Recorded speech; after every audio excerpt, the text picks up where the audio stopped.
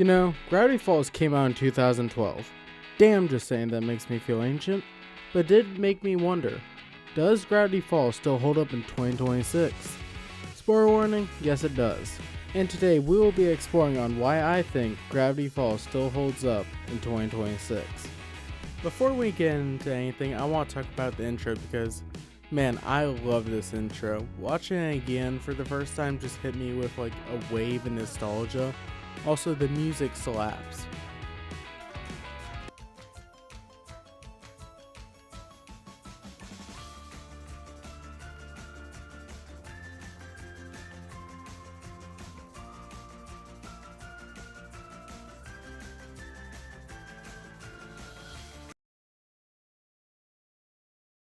So the first thing I want to talk about is the characters, and yeah, there are a lot of them I want to talk about. But let's first start off with Dipper. Dipper is a pretty interesting character to me. He acts mainly as a smart one, but is not the best at social interaction. I really like seeing his growth as a character as the show went on, especially with him and Wendy. We see, especially in season 1, Dipper having a crush on Wendy. But in season 2, we see him accept her more as a friend and not get mad he can't be with her like he was in season 1 with his beef with Robbie. Also, the thing I actually find most interesting about Dipper is the way he mirrors Stanford Pines. He is more on the smart side while Mabel's like more on the funny side, just like how Stanford and Stanley were with each other. We see how Dipper continues Journal 3 and uses it to navigate the mysteries of Gravity Falls, effectively becoming somewhat of the co-writer of the journal. Also, just the fact Dipper was able to outsmart and beat Bill Cpher 3 times is pretty damn impressive. Now time to talk about Mabel. Like I mentioned, she mirrors Stanley mostly, being the funny one out of the two. She also cares a lot about family, worrying about how her and Dipper might end up like Stan and Stanford. The only thing I don't like is how she kind of is the reason that Weird Mageddon starts, but I can't be too hard on her. Any kid in that much emotion at that moment would not think clearly. And I'll do my thing, unless you're ready to leave Gravity Falls.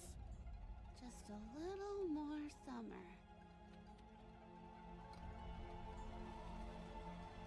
Oops! What?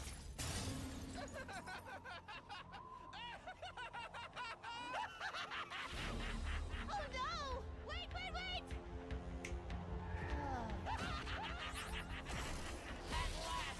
At long last, the gate between worlds has opened. The event 1 billion years prophesied has come to pass. The day has come. The world is finally mine. That's something I really like about this show. They don't make their protagonists perfect instead of still acting like they're perfect and they're really being called out for their actions. Also, no, you get the fuck out here and go wait with all the other shows I need to review. I will get to your video later. Okay, back to the actual video. Now I'm going to talk about Stanford and Stanley. As I mentioned while talking about Dipper, Stanford is the smart one out of the two and the creator of the portal and journals. He came to Gravity Falls to study, let's just say, the weirdness of the town, and also is the one who made the deal with Bill Cpher. I will get into that later when I talk about Bill. Then you got Stanley, who's the funny one and who really likes money. But he cares about his family a lot, even to the point of sacrificing his own memories to keep them safe. There's also a bunch of other characters I really like Seuss, Wendy, and McGucket, who actually helped Stanford create the portal. Okay, I'm only going to talk about humor a little because I know this video is already going to be really long, but despite being as ancient as I feel, I still was able to get a good laugh at times. My favorites were the Beavers and Waddles. I mean, what is not really to love about this pig? He is hilarious, also there are some great Seuss scenes. Gravity Falls has a lot of mystery inside it. Something I want to bring up is the amount of hints we get at Bill Cpher in the background during many of the episodes.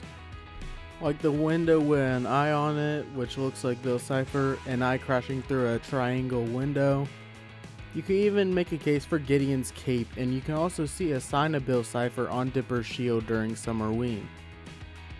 If it isn't obvious, there are a lot of signs of Bill even before he makes his first appearance.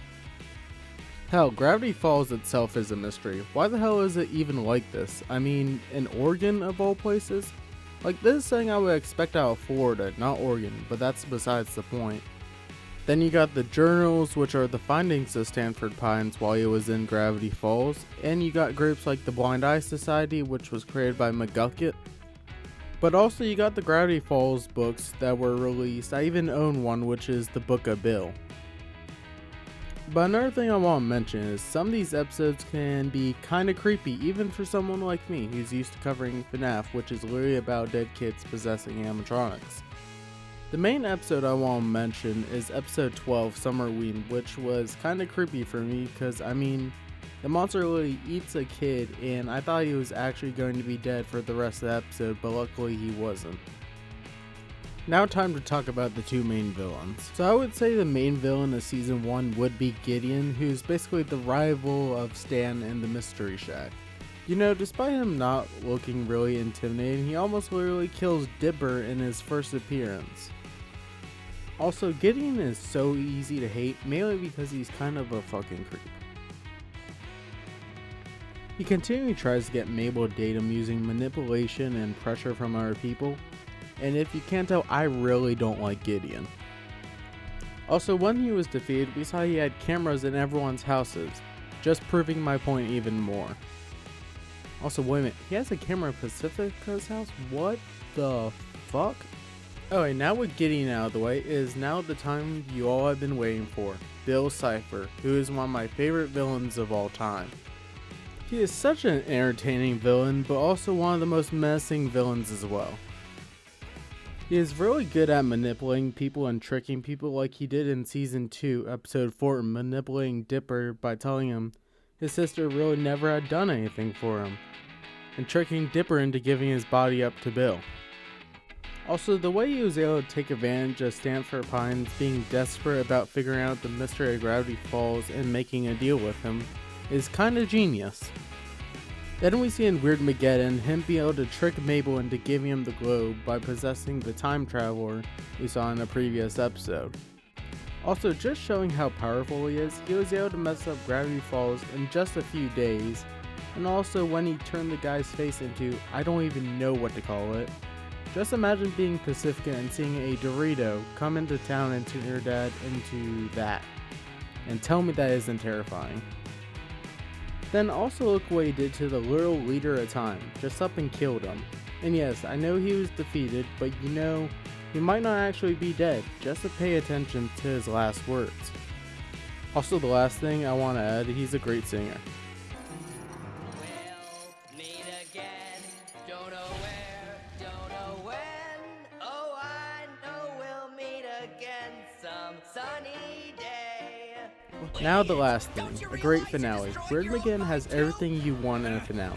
Suspense, action, sacrifice. The sacrifice Stan makes for his family really makes this finale so great. Turn around and look at me, you one-eyed demon! You're a real wise guy, but you made one fatal mistake. You messed with my family. You're making a mistake. I'll give you anything. Money, fame, riches, infinite power, your own galaxy, please. No! What's happening to me?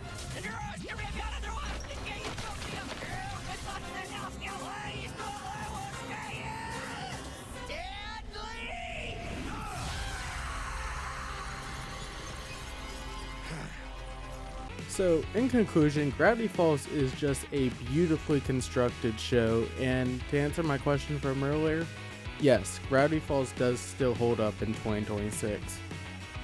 Okay, I hope you really enjoyed the video. Yeah, I know it took a long time to come out, but yeah, just I'm very busy at the moment, but yeah, next video will probably be on Sonic Racing, so yeah, I'll see you then.